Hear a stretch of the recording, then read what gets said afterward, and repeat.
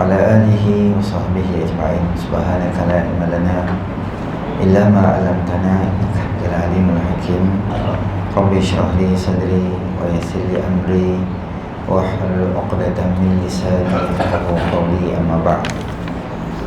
Tuan-tuan, puan-puan muslimin rahmati oleh Allah, pertamanya kita panjatkan kesyukuran kita pada Allah Subhanahu wa taala kerana dengan limpah rahmatnya Allah Subhanahu wa taala beri kita sama-sama peluang berada di dalam majlis ilmu kita pada malam ni.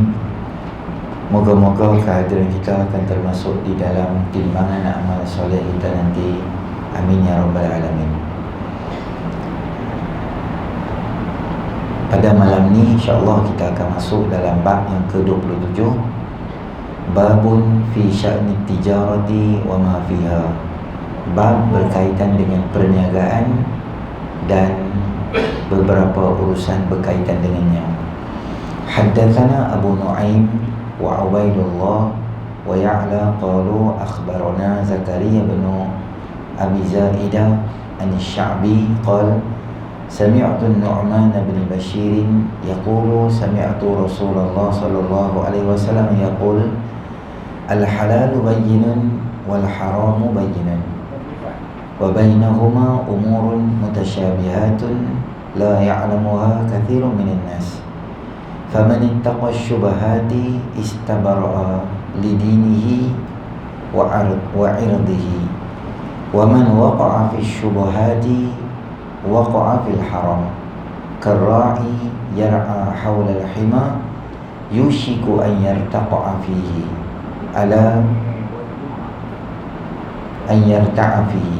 ألا لكل ملك حمى وإن حمى الله محارمه ألا وإن في الجسد مضغة إذا صلحت صلح الجسد كله وإذا فسدت فسد الجسد كله ala wahiyal qalb. Daripada Nu'man, Ubaidullah bin dan Ya'la memberitahu kami, kata Zakaria bin Abi Zaidah mengkhabarkan pada kami daripada Asy-Sya'bi, aku dengar Nu'man bin Bashir radhiyallahu anhu katanya, aku dengar Rasulullah sallallahu alaihi wasallam bersabda, sesungguhnya halal itu jelas dan haram itu jelas. Di antara kedua-duanya terdapat perkara-perkara yang samar. Maka ia telah membersihkan agama dan kehormatannya. Siapa yang menjauhi perkara yang samar, maka ia membersihkan agama dan kehormatan. Siapa yang terjerumus ke dalam perkara yang samar, maka ia terjerumus dalam perkara yang haram. Ibarat seorang pengembala yang mengembala di sekitar kawasan larangan, lambat laun dia akan terjerumus juga ke dalamnya. Ketahuilah, setiap raja memiliki kawasan larangan. Ketahuilah, kawasan larangan Allah itu adalah perkara yang diharamkan. Ketahuilah, sesungguhnya dalam tubuh manusia terdapat seketul daging. Jika ia baik, maka baiklah seluruh badannya. Jika ia rosak, maka rosaklah seluruh badannya. Ketahuilah, ia adalah hati. Baik, pada malam ni ada beberapa benda yang penting yang kita nak cuba sampaikan pada malam ni. Yang pertama adalah berkaitan dengan halal dan haram. Dalam dunia ni Allah Ta'ala sebut pada kita ada dua benda lah. Satu benda yang nama dia halal, satu yang nama dia adalah benda yang haram. Dan di antara benda halal dan haram ni ada satu benda yang nama dia adalah syubhat. Syubhat ni maksudnya samar. Kita tak pasti benda ni halal ke, benda ni haram. Tiga perkara utama ni, tuan-tuan, kalau kita boleh bawa dalam kehidupan kita, maka banyak benda yang kita boleh selesai dalam kehidupan kita. Terutama dari segi wang ringgit lah, dari segi duit yang masuk, duit yang keluar daripada kita. Dia ada benda yang halal, ada benda yang haram. Hadis ini pengarang kita meletakkan dia pada bahagian perniagaan. Kalau kita tengok dalam bab perniagaan, kita akan lihat bagaimana ada hasil yang halal, ada hasil yang haram dalam perniagaan. Semua jenis perniagaan ada halalnya, ada haramnya, dan di antaranya dua tu adalah umur yang mutasyabihat, umur yang sama-sama. Jadi bila kita bekerja atau kita berniaga, maknanya kita mencari rezeki yang halal. Kalau kita bawa balik rezeki yang halal pada ahli keluarga kita, maka akan dapat faedah bermanfaat pada keluarga kita. Tapi kalau kita mencari rezeki asal boleh, atau membujur lalu melintang patah, atau membujur lalu melintang pukang, halal haram aku tak kisah, yang dia aku kenyang, yang dia aku senang, yang dia aku buat. Duit bawah meja, duit tepi meja, benda yang boleh, benda yang tak boleh, semua tu dia letakkan di tepi. Asal aku boleh kerja, asal aku dapat duit. Kalau inilah fikiran kita, maka maknanya kita berada dalam satu zon merah yang sangat bahaya pada iman kita di dunia dan juga di akhirat. Sebab tu isteri-isteri salafus soleh dulu-dulu, kalau suami mereka nak keluar pergi mana-mana, nak pergi kerja, nak pergi berniaga, mereka akan kata apa? Ittaqillaha fina.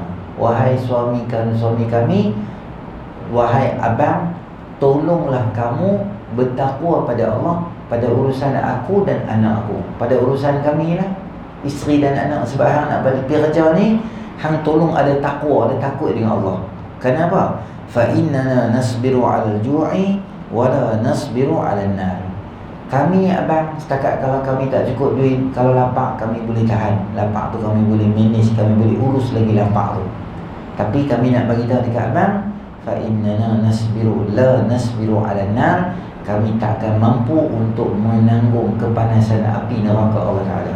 Maknanya hampir kerja, hampir mana pun, jangan bawa balik duit yang tak betul kat kami. Kalau duit tak betul, akhirnya dia akan menyebabkan kami terjerumus juga dalam api neraka Allah Subhanahu Wa Ta'ala.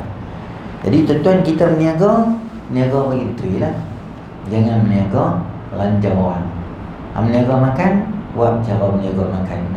Banyak kita tengok di pasaran, kadang-kadang ayam tu dah main berulat dah. Daripada rebus, digoreng. Daripada goreng, masak kicap. Lepas tu basuh pula esok, masak merah pula. Lepas tu basuh pula esok, macam-macam tom yam lah apa. Kalau boleh dia nak buat macam tebu ayam tu. Bubur batang tebu tu keluar, kepok, bohgi, kepok, bohgi, kepok, bohgi.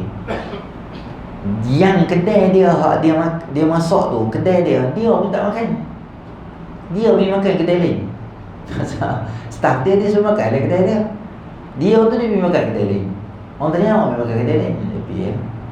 Sebab apa? Daripada awal lagi dia tahu kerja tak bersih, beli sumber yang tak betul, ayam tu lempak di bawah gitu je, bersih tak tahu. Tang tu lah dia jalan pakai kasut, tang tu lah dia buat ayam orang nak makan. Orang tak tahu di bahagian kantinnya tu.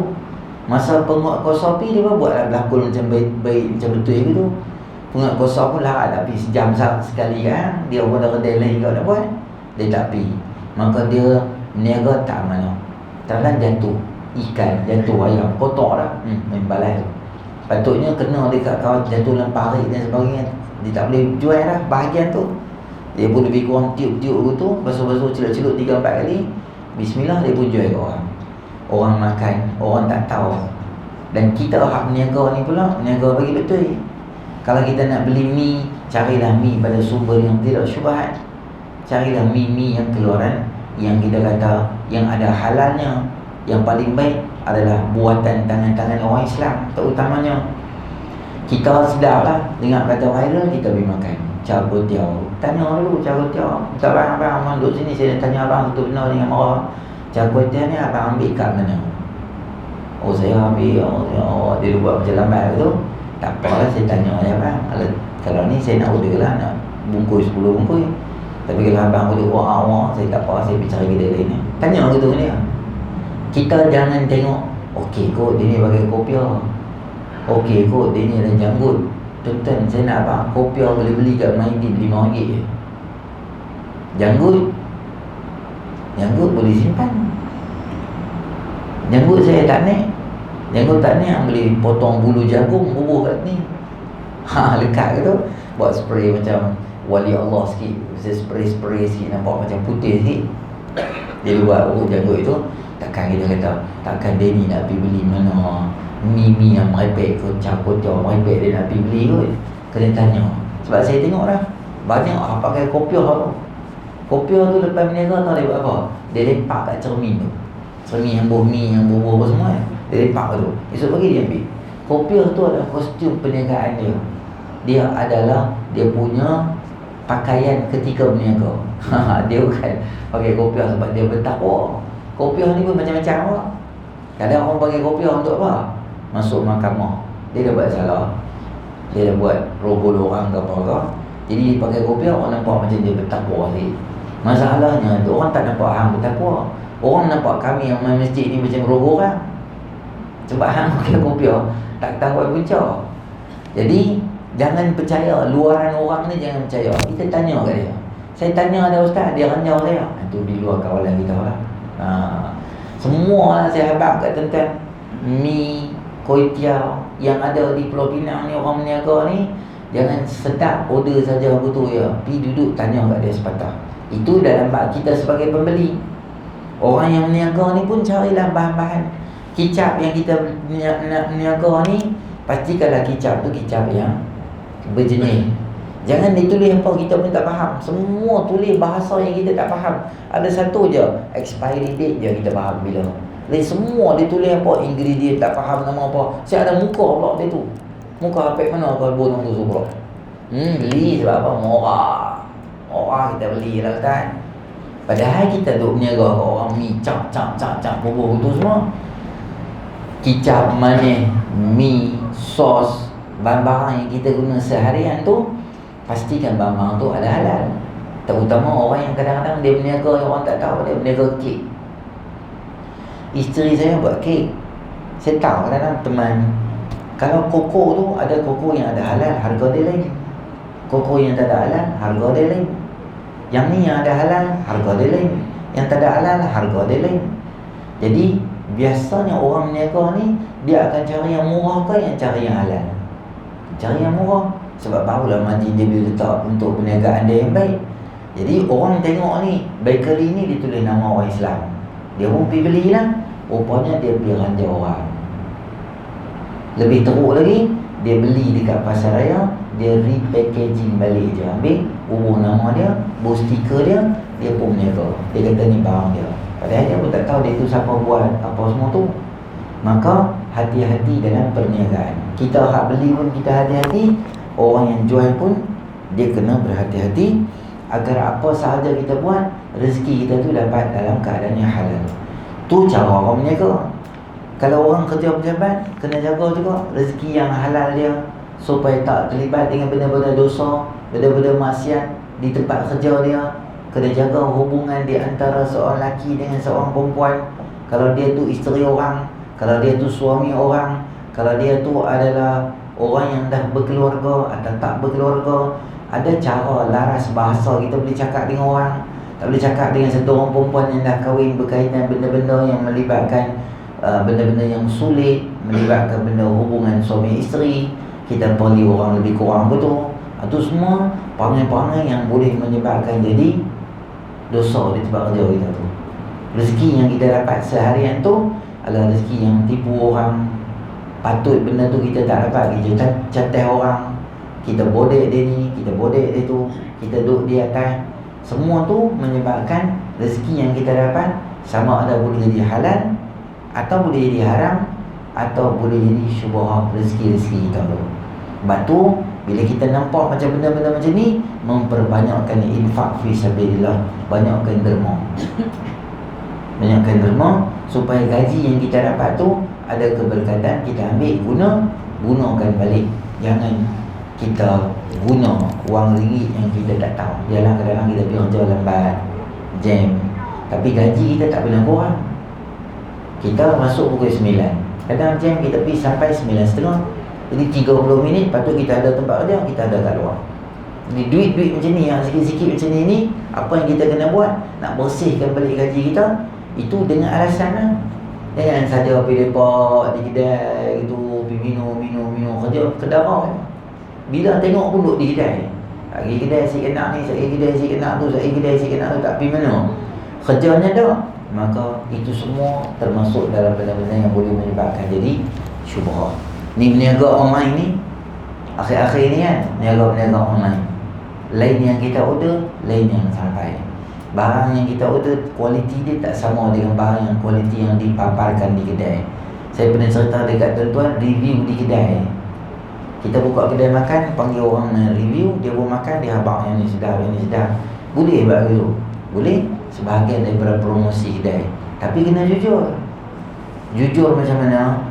Masa dia, saya tak salahkan influencer atau YouTuber atau TikTokers yang buat review makanan tu. Kita telefon dia main. Bayar mahal Ustaz, tak apalah, tu rezeki dia.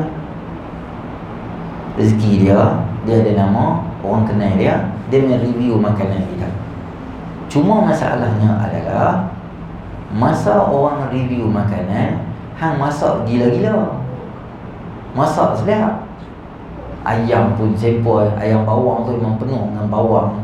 Kalau tom yum tu, kalau bihun sup tu, hang kena tolak daging baru jumpa bihun. Bihun tu tak ada, sup bawah tu. Kita kata hang tengok ni, dia pun buat review lah. Ni dia ramai apa tengok ni, kita ni sempoi sebab apa?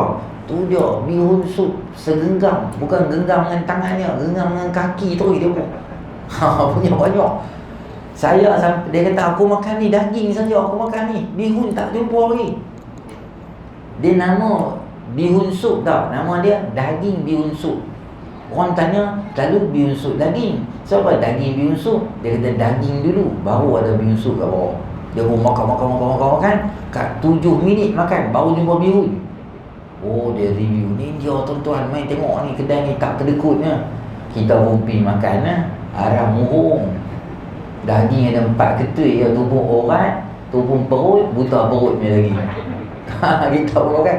Kita telefon kawan kita tu, apa hang buat review kedai ni macam mangkak, kita pun marah dia. Dia kata awak bihun sup daging awak, daging tak ada, bihun tak ada, sup pun tak ada. Dia kata, masa aku pergi okey. Nampak? Masa orang pergi, hang ni masak elok-elok. Masa customer pergi, hang tak masak elok. Dalam review hang punya pinggan tu, hang pun cantik. Dalam katalog tu, tengok ayat dia meleleh 13 titik, tap, punya sedap. Dia buat dalam gelas tu tau, gelas yang slim tu, gitu, gelas banjar tu. Dia punya jus watermelon. Kita buat order lah, nampak macam sedap. Tahu dia buat main apa? Dia buat dalam cawan rumah terbuka Aidilfitri juga kita. Dia malas basuh, dia bawa kita. Kita kata, yang ni aku jadi tak seronok minum lah. Dalam katalog dia buat gambar ais kosong, dia buat ais kosong. Tapi kita order, dia buat melayak ni gitu. Kita nak minum yang ada ais ketui, bau seronok, dia ranjau. Tom yum, cara tom yum. Kek, cara kek. Biskut, cara biskut. Hang niaga apa western lah, lobster lah. Oh dia lobster bapak macam gingkong. Semua tu berlakon masa orang pergi mana? Masa orang pergi buat review sahaja. Setelah kawan tu buat review, dia pun bayar, orang ramai, dia masak pergi lebih kurang betul ya. Tak boleh buat macam tu. Sebab orang main disebabkan portion makanan yang banyak. Tengok ni 2 orang boleh makan. Main tangan kita pergi tak sedap. Dia tu makan sup, dia kata sup sedap. Kita pergi tengok sup macam ayam basuh tangan. Kita tanya dia, memang basuh tangan dalam ni ke? Dia kata tak, ni sup. Kita ingat basuh tangan, tak rasa apa. Jadi niaga macam tu, dia boleh jadi halal ke, boleh jadi haram ke, boleh jadi syubhah ke, kena tengok elok-elok. Niaga hak belakang tu bagi bersih, bagi elok-elok. Jangan yang niaga, yang masak pun tak tahu hukum hakam semua. Orang ramai, kawan nak pergi tandas, niaga campur tiaw, dia pergi kencing, tak ada nak basuh, tak ada, jentik 3-4 kali jentik tu pakai seluar balik gitu ya. Betul dia nak goreng balik. Kita pun rasa, masin-masin ni sedap ni. Masin ni tak tahu dia buat apa dalam tu. Kencing tak basuh sebab orang ramai sangat. Oh, dia punya tahan kencing daripada tadi tu sebab dia tak boleh tinggal orang ramai. Sat-sat orang tak main. kena cuti sekolah, kedai pula viral. Jadi pi makan, pi mana-mana. Jadi niaga pergi betul, jangan tipu orang. Benda okey, baik tak okey. Saya selalu habaq tazkirah Ramadan, saya habaq baru ni apa. Kalau Milo, habaq Milo. Kalau koko, habaq koko. Jangan ranjau niaga pasar malam. Kita tengok balang tu berpeluh-peluh, punya sedap kita tengok. Dia tulis Milo, dia lekat stiker itu berpeluh-peluh. Kita pula pukul 5.30 dah harga. Tak beli minum-minum, ranjau. Koko cak keluarga. Koko cak keluarga RM12 RM9 sekilo. Milo RM21 RM9. Baru naik harga pula itu RM18. Sebab apa? Sebab niaga tak jujur. Bila orang tengok Milo, bukan kata orang besar, bukan kata budak-budak, kita pun seronok tu kan tengok Milo. Wih sedap ni, beli murung orang. Jangan tipu. Koko cakap koko, Milo cakap Milo. Ayam tu ada madu betul, hamaita ayam madu.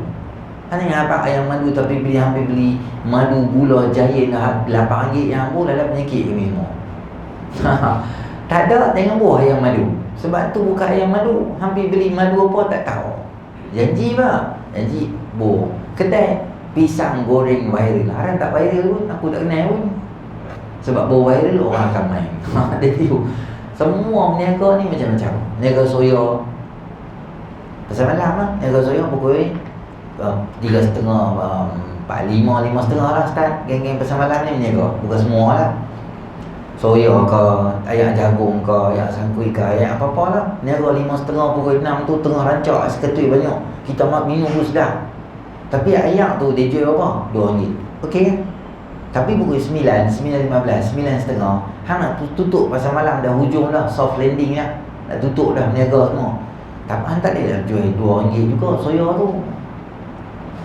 Soya tu tak boleh jual RM2 sebab dia tak ada rasa.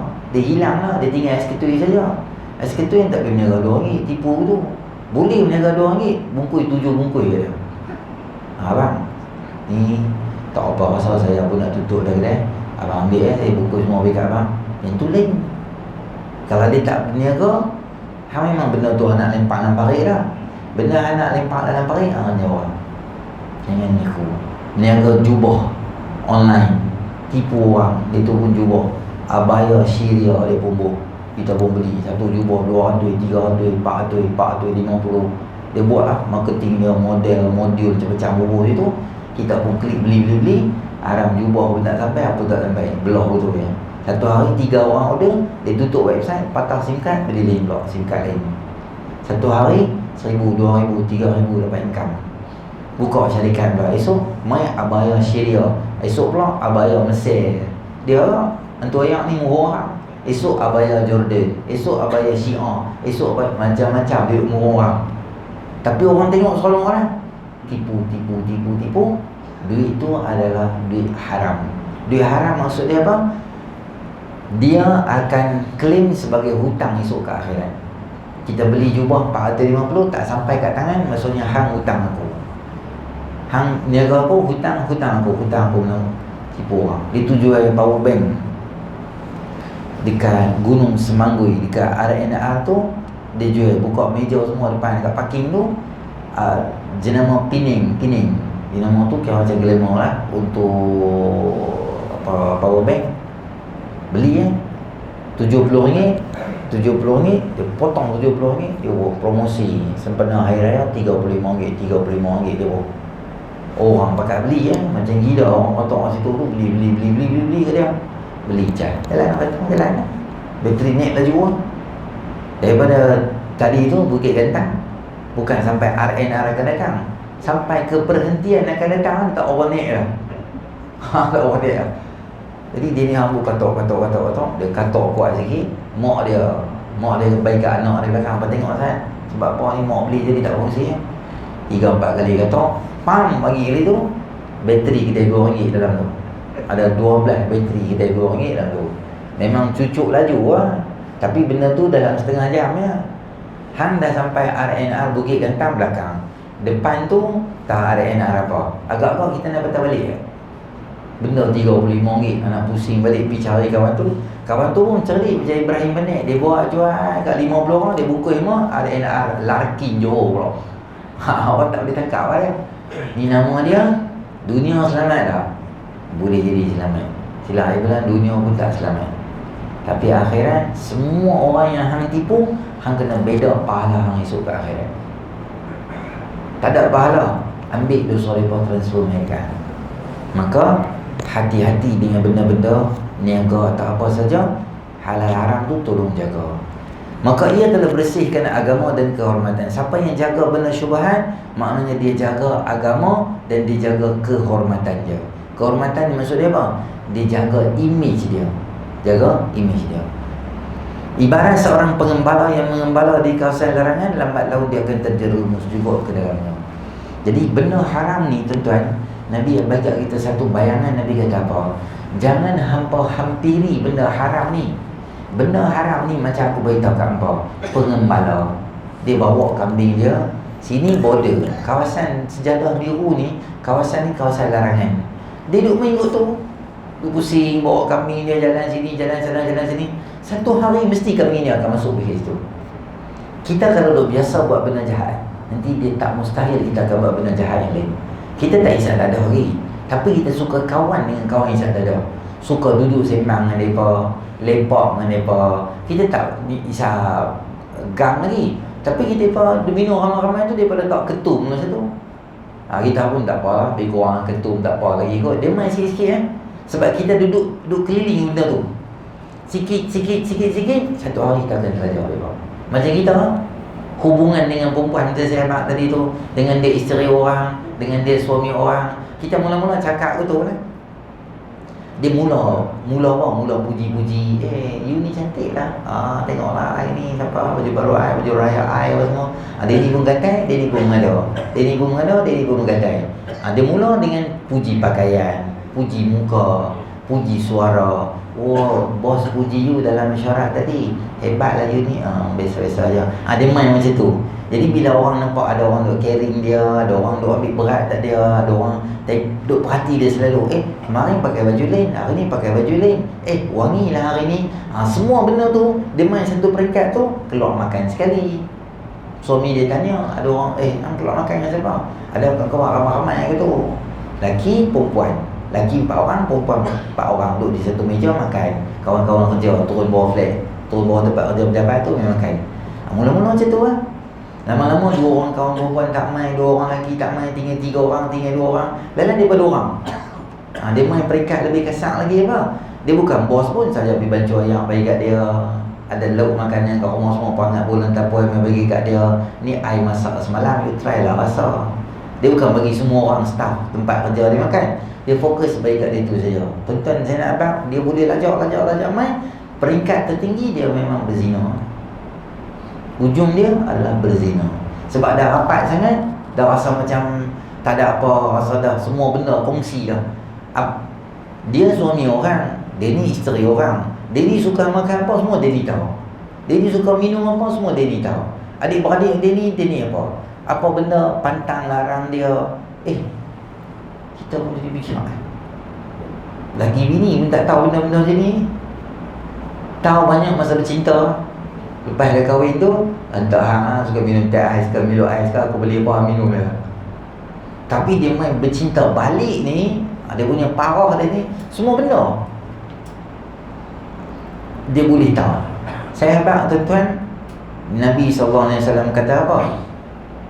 Kara'i yar'a hawla al-hima yushiku ayyarta'a fihi. Seorang yang selalu duduk keliling dekat satu benda yang haram, satu tempat yang dilarang, maka satu hari dia akan terjebak masuk ke dalam tu. Kerana dia bermula daripada benda yang kecil. Sebab tu berzina tu bukan dia naik motor, dia jumpa satu perempuan tepi jalan, bukan dia start motor tahu dia berzina perempuan tu tepi jalan tu. Kan? Dia akan main step by step. Sebab tu Allah kata apa? Wala taqrabuz zina. Jangan hampiri zina. Sama lah, dah ada ke, mula isap rokok, budak-budak muda kan, isap rokok, lepas tu kawan dia ranjau dia vape, apa perisa apa semua, dia main ke kaki apa semua. Akhirnya dia akan main ke dada sebab dia rasa tak cukup, dia akan main. Ni kalaulah ni telaga. Kalau kita dah pusing kot telaga, hari-hari dah pusing kot sini, satu hari mesti jatuh layak kan. Jangan duk, kawasan ni kawasan bahaya. duk jauh sikit. Kalau hang duk pusing kot ni, dia main mula pada sembang mula tempat kerja. Kemudian di tempat kerja dia main balik mana? Sembang balik di rumah. Dia sembang daripada balik di rumah, daripada WhatsApp main, dia main video call pula. Dia main video call semua bila? Suami tak ada tempat kerja pula. Masa semua ni berlaku bila di tempat kerja. Bila balik rumah, dia tak ada apa. Semua diam. Sebab suami ada, isteri ada. Semua berlakon. Pergi tempat kerja, dia jadi balik. Tengok kalau suami tak ada, oh macam-macam. Saya nak cerita kat tuan-tuan, masalah-masalah macam ni saya nak cerita. Terlalu banyak sampai kat saya ni. Peringkat paling apa? Paling huduh lah kita kata. Kongsi sini lah. Dia boleh bawa kawan lelaki dia tempat kerja balik rumah dia. Suami dia kerja, rumah tak ada orang. Dia boleh berzina di rumah dia, di bilik dia dengan kawan tadi tu. Habis dia boleh pergi sambung pergi kerja balik tempat kerja balik. Kerana apa? Kerana dua-dua tu yang Nabi Habib kata apa? Dia boleh main pada benda yang haram ni kalau kita tak jaga daripada awal. Apa pun Nabi kata apa di hujung? Nabi kata apa pun hati. Kalau hati kita jaga bagi elok, maka insya-Allah kita bagi elok. Kalau orang tu main tawar kat kita dadah ke apa ke apa-apa, ketung ke benda merepek kan, kita habaq hati kita. Ni tak boleh ni, Tuhan tak bagi. Kita cut off, buang terus gitu. Kita kena tegas dengan benda tu. Orang main pelawak kat kita, orang dia main macam-macam benda, kita kena tak apalah, ni tak boleh, Tuhan tak bagi. Hati tu kena kuat. Kalau main peringkat tempat kerja tadi pun macam tu juga. Dia main benda black-black tu, kita kena cut off, bagi tahu kat dia. Macam ni kita kita rakan sekerja, tapi ada bodoh dia yang kita boleh kawan. Sampai satu peringkat, yang ni aku tak boleh kongsi dengan hang, yang ni aku tak boleh share dengan hang, sebab benda ni di luar daripada batasan sebagai kawan kerja. Boleh kita telefon kawan kerja kita, boleh atas nama kerja, sembang benda penting, melawak boleh. Bukanlah duduk tempat kerja tak mau kawan orang. Tasbih subhanallah, subhanallah. Tu orang main, cik, ni kami ni nak bincang sikit ni sebab kita nak kena hantar proposal ke depan. Proposal? Sembang apa orang perempuan? Tak boleh. Aku sembang lelaki ya. Subhanallah. Bayar gitu. Boleh sembang, tak ada masalah apa. Orang perempuan boleh cakap dengan lelaki dah. Boleh, tak apa. Ada tujuan dia. Suami kita telefon suami kita, suami dalam internet, atau suami turun di bawah flat pergi ambil barang. Ada kawan lelaki dia telefon lah, orang pejabat dia tengok, loh abang ada? Abang tak ada, abang ada bawa. Sekali telefon balik, dia tertinggal handset dia. Boleh isteri cakap gitu? Boleh, tak masalah. Yang tak boleh dia buat kedai. Abang tak ada. Memang kalau pergi bawah tak suka bawa telefon tu. Dulu sekali tahu tak, masa saya balik rumah mak mentua, dia cerita macam-macam kawan tu. Bahaya cerita mak mentua mau kat aku sebab aku kenal budak hang ni. Dia ni rabung pelik gitu. Tu kena abang isteri gitu. Kita berniaga boleh, kita barang ada stok, barang tak sampai lagi. Nanti petang sampai, nanti boleh ambil kilapan lagi. Okey, terima kasih. Isteri kita jaga kedai runcit, boleh abang? Boleh, tak ada salah. Kita berniaga kedai, kalau telefon nak nasi goreng Pattaya 2, okey, boleh saya buat. Nasi goreng Pattaya, dia buat kedai pula, sembang tu. Nasi goreng Pattaya tu nak minyak sikit ke minyak banyak? Nak beras yang biasa ke beras cak rambutan? Tu kedai tu. Jadi tu motornya pinggang, bagi dia tu orang.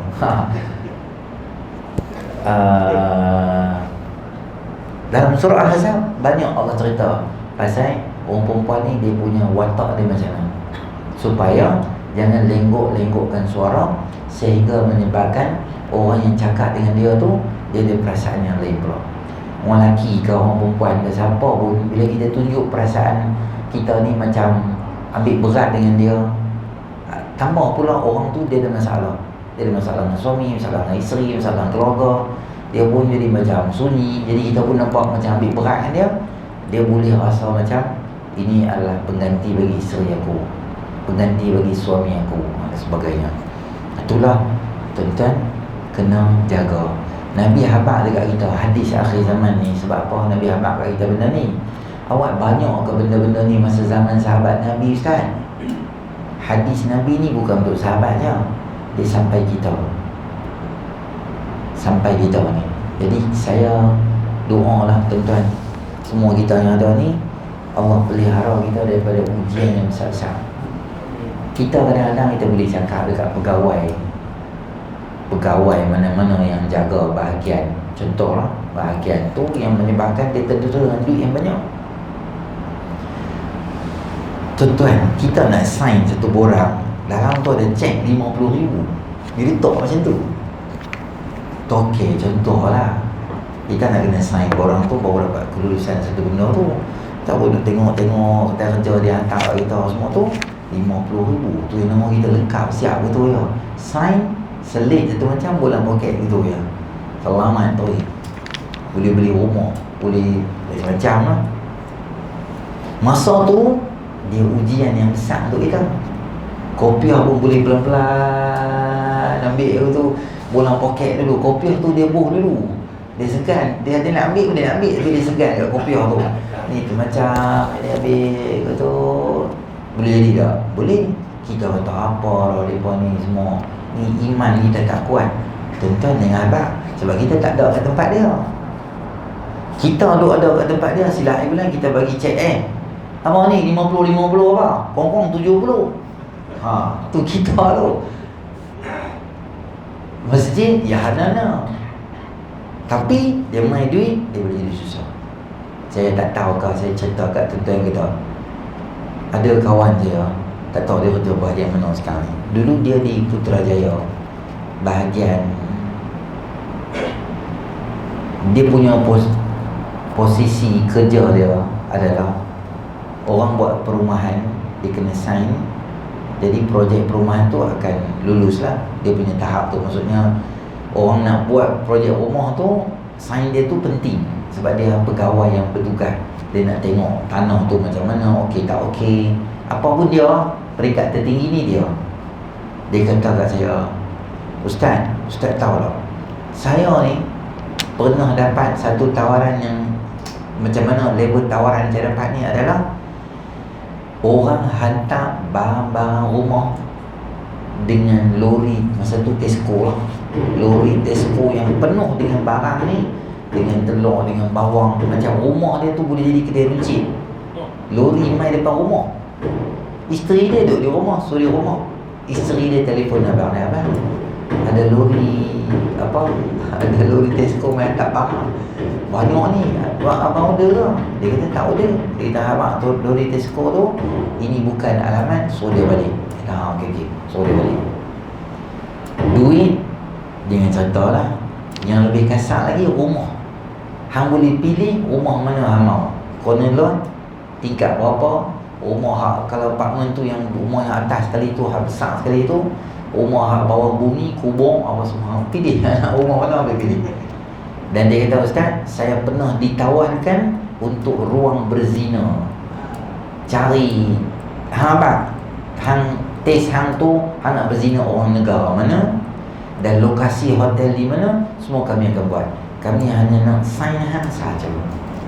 Dia tahu ujian lah. Dia kata tak apa, alhamdulillah Allah bagi kuat hati iman saya. Saya kata kat dia, hang pergi tengok balik. Kalau dia cukup spek dia, tanah dia betul bukan untuk pertanian, hang tukar yang tipu punya untuk perumahan dan sebagainya, semua hang buat aku bagi clear, aku sign. Satu benda tak payah bagi aku, sebab gaji aku dah ada. Jadi orang yang tawarkan dia benda tu, dia pelik. Dia kata, hang ni, aku tak pernah jumpa orang baik macam hang. Dia rasa dia ni malaikat. Akhir zaman ni dia macam malaikat. Dia kata, token tu tahu buat apa? Semua dia tu. Dia rasa macam, wah, ini bukan orang biasa, ini Tuhan yang dia, Tuhan tu dia. Dan dia kata level dia hormati oleh orang. Dan orang tu, dia kata macam mana? Lift buka. Masa tu kawan tu ada, dia nak pergi tingkat atas, lift buka. Saya duduk seorang Ustaz dalam lift. Dia tak mau naik dalam lift. Dia rasa macam pegawai ni macam besar sangat, macam dia hormat sangat. Dia macam, wah, dia sembah 3-4 kali. Oh, tak apa, you naik. Dia tak mau naik dengan aku. Dia tak, Kalau silap hari bulan dia boleh sujud terus kat aku dia. Betul ya? Nabi kata apa? Siapa yang terlibat dengan benda yang haram, maka agama dia akan tergadai, maruah dia akan tergadai. Tapi kalau kita jaga benda yang halal Allah suruh ni, kita ikut je, Allah bagi agama kita kuat, Allah bagi maruah kita hebat. Orang tengok kita mana pun orang respect kita. Sebab orang tahu ini orang yang tak boleh buat main dengan dia. Sebab dia ikut hak betul Islam buat ajarnya, dia ajar pada dia. Maka duit ringgit ni tuan-tuan, arwah Ustaz Nanang selalu masa forum dia kata apa? Duit ni ada pi, ada main. Dia boleh main, dia boleh pi. Dia boleh main, dia boleh pi. Cuma hang tu yang kena jaga. Benda halal, benda haram nak masuk ni, macam mana dia punya filter. Kalau betul dia masuk benda yang halal, maka insya-Allah hang dapat berapa juta pun tak, benda tu tak lama. Kata Nabi SAW, "Law anna ibna Adam utiya wadiyan mil'an min zahabin la ahabba an yakuna thaniyan. Law u'tiya thaniyan la ahabba an yakuna thalithan wa la yasuddu jawfu ibni Adam illa turab." Andai sekiranya ada satu lembah yang penuh dengan emas, mudah kita habaq, satu stadium yang penuh dengan emas, maka jauh di sudut hati manusia teringin kalau boleh dia nak satu lagi lembah yang penuh dengan emas. Dia takkan cukup. Kalau ada dua, dia kata alangkah bestnya kalau aku ada 3 lembah yang penuh dengan emas. Maka Nabi SAW tutup hadis Bukhari itu dengan apa? Nabi kata wala yasuddu jawfu bani Adam illa turab. Tidak ada sesuatu yang akan melenyap dan menghilangkan keinginan manusia yang gila nak kaya, nak duit yang harta haram ni, kecuali satu je, apabila pasir kumuk disumbat masuk dalam mulut dia, baru dia akan lega. Maksudnya baru dia akan berhenti nak teringin benda yang haram. Kalau tidak, tuan-tuan tengoklah, seluruh dunia mana-mana pun dia ada duit, dia nak lagi, dia nak lagi, dia nak lagi, tipu dan sebagainya, dia tak akan habis benda tu. Maka duit dia akan main, dia akan pergi. Dia main benda yang halal, dia ada barakah dia. Kalau dia masuk dengan cara tak baik, dia tak akan elok. Tetapi cari kat saya, satu orang main judi, tak kira lah sport toto ke ada macai ke apa-apa, yang hidup bahagia,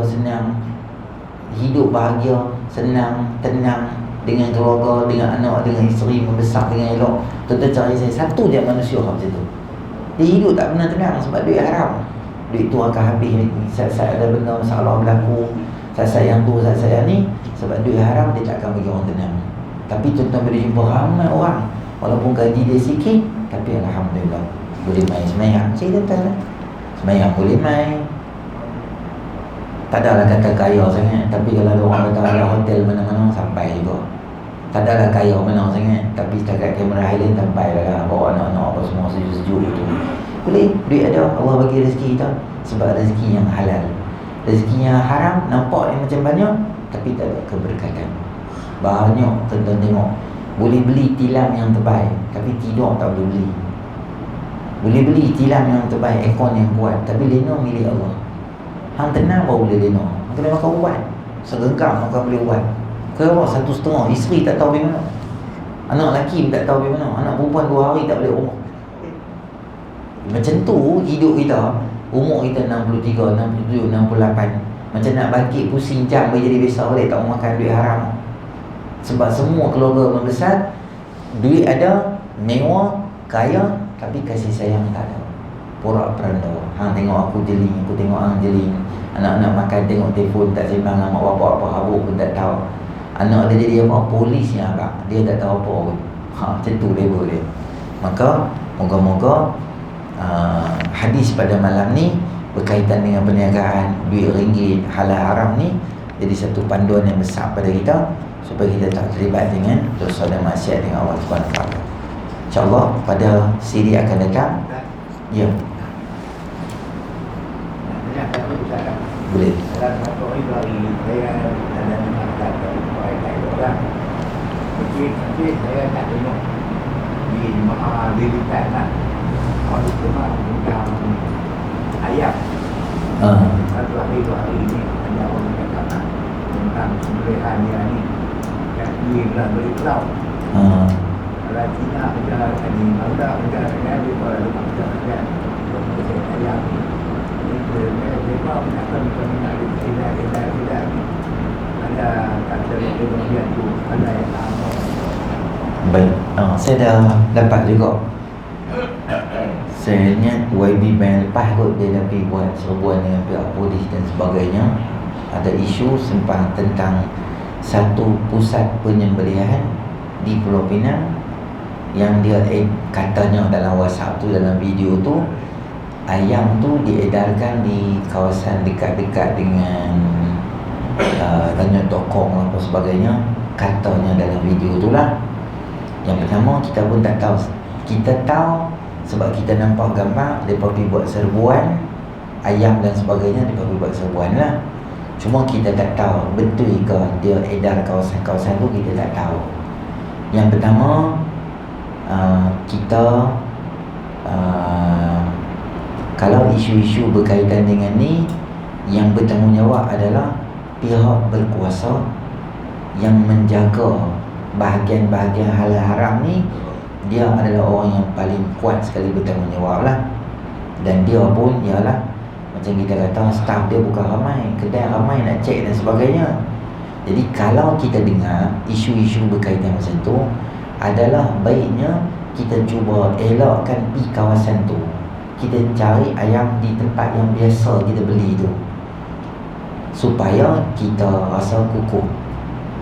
Ustaz, kami tak tahu kadang-kadang kami beli ayam dekat kawasan ni betul ke tak betul. Dia ada logo halal, tapi logo halal tu dia palsu. Kita tak tahu betul ke tak betul. Kita nak, dalam kaedah menyebut, nahnu nahkum bil zawahir wallahu yatawallas sarair. Kita menghukum dengan benda yang kita nampak depan mata kita.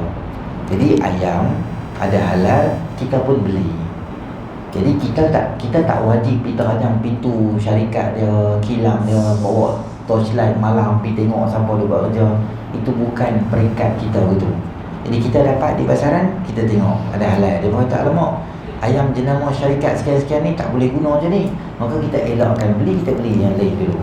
Jadi kami dah makan sebelum-sebelum ni, kita harap Allah maafkan kita, sebab itu di luar daripada kemampuan kita. Kita pun tak tahu nak jaga macam mana. Kita percayalah orang Islam boleh sembelih dengan elok, tapi dia tak ada sembelihan, dia pun buat serbuan. Maka kita isu-isu macam tu, kita tak mau nak elakkan daripada syubhat, maka elakkan dulu beli di kawasan atau jenama yang dipaparkan pada kita tu, jangan beli lagi. Yang kedua, jangan beli di kawasan-kawasan yang disebutkan tu lah. Kita sebagai langkah apa yang dibuat oleh Imam Malik ketika mana beberapa ekor kambing hilang di kampung dia. Kambing hilang.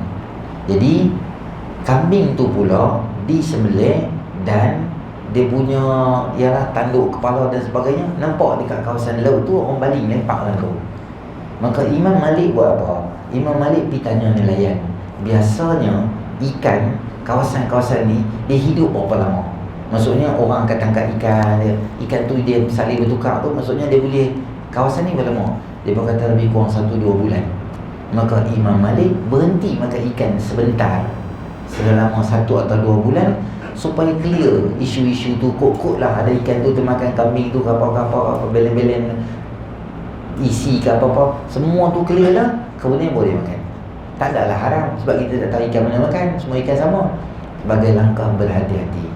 Jadi kalau tuan-tuan rasa video tu lagi kita tak tahu betul tak betul, jadi kita elakkan kawasan tu, itu lebih baik dan lebih elok untuk kita orang. Kalau kita dah tahu dah kedai tu, kita jangan pergi beli dah dekat dia situ. Wallahu a'lam. A'udzubillahi minasyaitonir rajim. Bismillahirrahmanirrahim. Alhamdulillahirabbil alamin. Wassalatu wassalamu ala asyrofil anbiya'i wal mursalin wa ala rasulil ajma'in. Allahumma anfa'na bima 'allamtana wa 'allimna ma yanfa'una wa zidna ilma. Rabbana atina fid dunya hasanah wa fil akhirati hasanah wa qina adzabannar. Wa sallallahu ala sayyidina Muhammadin nabiyil ummi wa ala alihi wa sahbihi ajma'in. Alhamdulillahirabbil alamin. Subhan